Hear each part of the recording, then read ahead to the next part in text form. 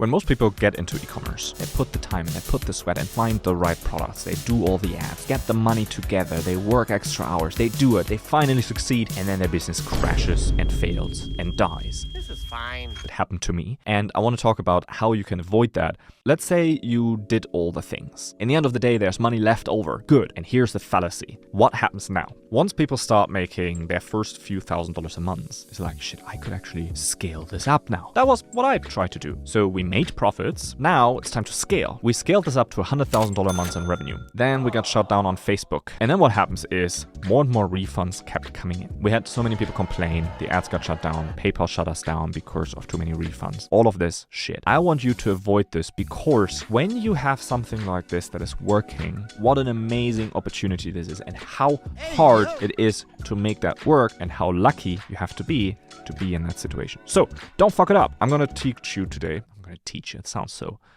sounds so stupid. I'm going to show you today how we look at this, and what we use is called an NPS score. That stands for Net Promoter Score. What is a Net Promoter Score? Net Promoter Score is a survey. A survey? That's no pixel data. That's no algorithm telling me what's working, what's not. No. Surveys are people telling you what's up. How does this work? Basically, it's a survey that we do automatically. We do this for all of our brands. It's one of our main KPIs that we do. This is the report I get every month from my team on how the brand is doing. Here you can see how many support tickets we get, how long does it take us to respond, what is our customer satisfaction score, and our NPS score. Basically, we do a survey every time after someone bought the product, after someone received the product, after someone used the product. Then we send them an email with a survey, and we say, on a scale from 1 to 10, how likely are you to refer us to a friend? Bars. Why is that question so good? Because people only refer things to their friends if they really believe in it. I used to work in a restaurant, and we got that taught. If you walk up to a table after the people are finished dining, and you ask them, was your food good? People say yes. But if you ask them, how was your food? People will tell you, well, this was a little bit dry, this was good, I like the beer. So, okay, the same applies here. Normally what people do is they score and then they send a message. I really like your product, but your shipping was horrible. I really like your support.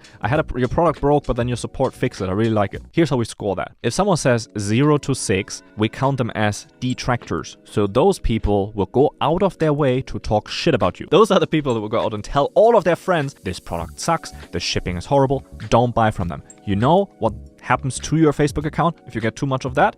They close you down, so you don't want that. Those are detractors. They're gonna destroy your business. We don't like them. Then there are the passive ones, the 7 to 8.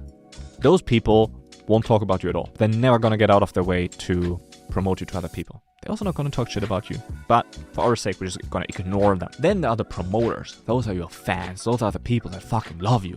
Like, man, your product is the shit. And they're gonna go out of their way to tell all of their friends about it because they love you so much. As a brand, as a product, as an experience, they just love you. How do we calculate? We calculate a score now. The score goes from minus 100 to 100. Let me show you. Let's say 100 people.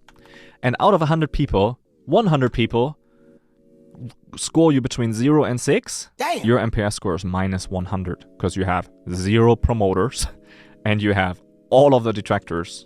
So your NPS score is minus 100. That is the highest amount of negative word of mouth that you can get. If this number is negative, you fucked up. Do not scale the business. If you scale the business, you're gonna be shut down. All of the work goes down the drain. No one will love you and your life is over. Don't do this.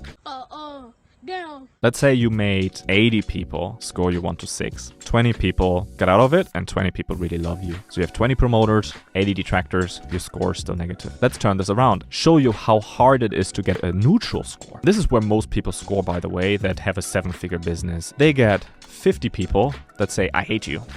They get 20 people say, I don't care about you.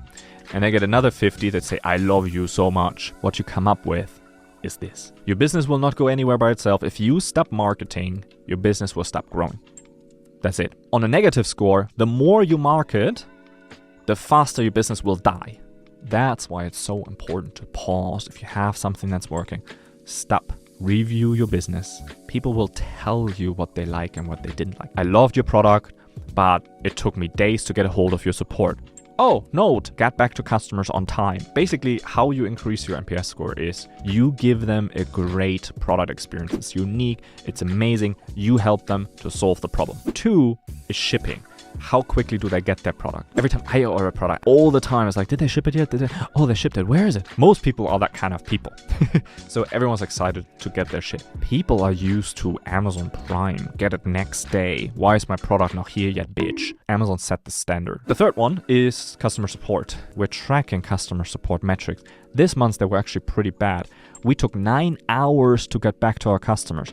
9 hours. Can you believe that? That's horrible. And this is our average resolution time, how long it takes us to solve our problems. And you see, we're getting 1,400 tickets a month.